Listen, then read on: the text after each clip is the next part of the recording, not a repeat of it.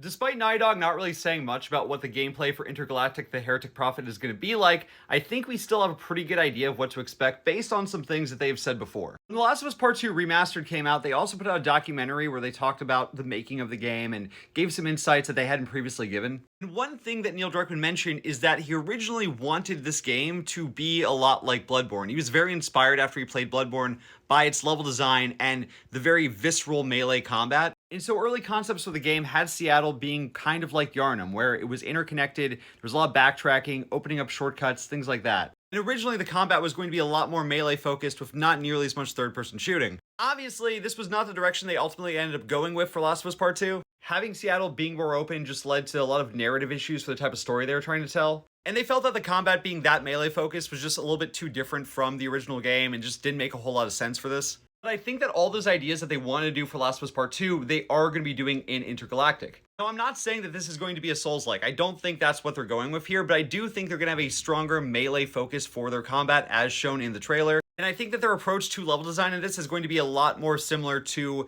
a Bloodborne or From Software style of level design, which I would love to see more games do that kind of level design outside of a Souls-like. From Software games are the closest thing we have to 3D Metroidvanias, and I really like that idea for level design, and I wish that more games would employ that outside of just Souls-likes. But what do you think the game is going to play like? Let me know in the comments below, and if you haven't already, give me a follow.